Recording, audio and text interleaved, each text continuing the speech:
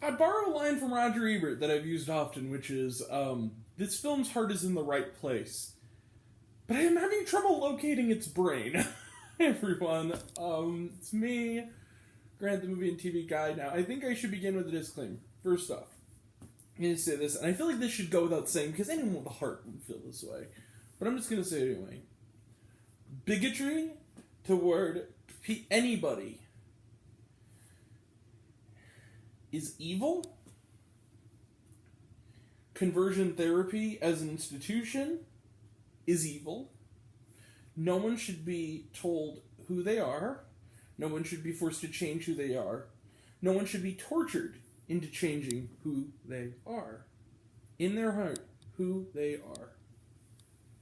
Saying this, I am totally an ally for the cause of LGBTQ plus people. That being said, this movie sucks ass. Let's begin. Hi everyone, and that movie is Movies and TVs we do here. They/them. It's a pun, you see. They/them is written and directed by John Logan, a writer of insane acclaim, working on films like Hugo, Rango, The Aviator, Gladiator. Like, this guy's a great screenwriter, but I believe this is his film debut, and it's produced by Jason Blum of Blumhouse fame, who has done some great work, and done some bullcrap too. So what is They/them about? Well, the film centers on a group of LGBTQ youths of various, in various parts of that spectrum, who are sent or agree to be sent to a conversion therapy camp called Camp Whistler, which is run by the seemingly genial but actually quite sinister Kevin Bacon. And among the other staff is a seemingly kindly nurse who might have some suspicion, played by Anna Chumsky, who, nice seeing her again, I suppose.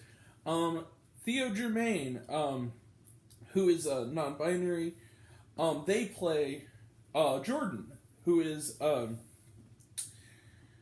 our essential lead hero of the story. At first, it just seems like standard stuff. In fact, it almost seems like, is this more like a regular summer camp? Which it isn't, and that's the first flaw of this movie.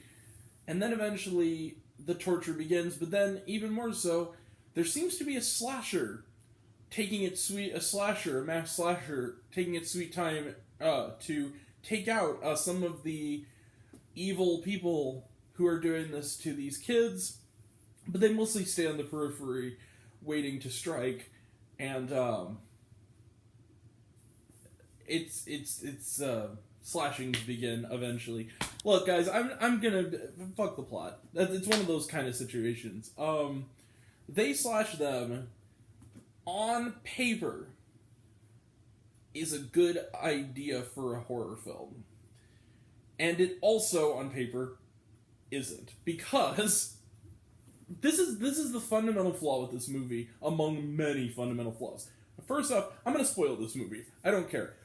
It's bad. If you don't want to know spoilers and you want to watch it yourself, just know, I think what I'm saying is going to indicate my score. This movie is terrible. In fact, this is one of the worst films of the year. It's actually kind of despicable.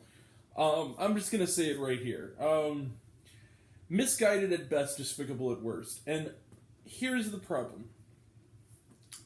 This movie inherently has a concept that could work, and then again, could never work, because, okay, social issue horror films, there have been some good ones, and this could actually be potentially fertile ground, if done well, to do taking this kind of real evil and making it into a horror story. But then inherently, though, the problem with that is, with this particular subject matter, unless it has to be done very delicately, because the institution itself of conversion therapy is evil. It's inherently... Watch a documentary on this subject matter, and it is the most genuinely frightening kind of horror film you could watch, and it's real. Like something like Pray Away, for instance. So putting this slasher plot on top of it is just like a hat on a hat. It just feels really unnecessary, And the movie seems to think so too, because this is barely even a slasher movie. It's kind of a really poorly done. It's like someone watched Boy Erased and made all the wrong decisions, tried to remake it, but made all the wrong decisions, and then to save themselves, in the last 15 minutes, they decide to turn it into Friday the 13th. It's really weird. And the movie's tone is all over the place. There's a scene, one particular scene that's been talked about in a lot of reviews, and I think it's worth mentioning because it's tonally just, what are you doing? Where the characters are in, like, their bunk, and they're sitting and talking, and it's at a moment where Jordan, and also I have to say, their performance, Theo Germain, their performance is one of the few things that actually does work in this, along with Kevin Bacon plays a good villain, but he's Kevin Bacon. I mean, Kevin Bacon's terrific. But they're sitting and talking. And Jordan talks about how they're saying they're being very down on themselves because of a pretty despicable counselor who says really horrible, bigoted things. And then this other camper states to Jordan, "You're so mean when you talk about you're wrong." And I'm like, wait a minute, why does that sound familiar? And then she starts singing Fucking Perfect by Pink. And then immediately, this really serious and honestly genuinely kind of impactful moment that is kind of an anomaly in this movie transitions into a karaoke music video of Fucking Perfect by Pink. And it is so out of place and laughable and just kind of just, what? It's the epitome of, like, what the fuck? Like, it's so bad. The acting across the board, with the exception of Germain and Bacon, is just bad. I'm sorry. Even Chmelsky. It's bad. It is bad. The acting is terrible. I've seen pornos with better acting in them. There's Lost in the Reel mentioned this, and thank you, my friend, Sean from Lost in the Reel. The sex scenes they throw into this movie are superfluous. They don't grow naturally out of the story. They just feel really kind of just like, we're losing put some nudity in this. It's totally unnecessary. It feels really stupid. And then the ending of this movie is like completely undoes what little goodwill I had left, because then they're showing the horrific stuff that they're doing, but they're doing it poorly because the acting's bad. So it doesn't come off as like, it's supposed to genuinely make you sick, and the inherent situation does make you sick, but the acting doesn't give you the emotional oomph it needs. So at the end, we find out that it's Anna Chmelsky who's the killer. I'm just gonna say it, she's the nurse, and she's obvious from the moment you meet her that she's gonna be the killer.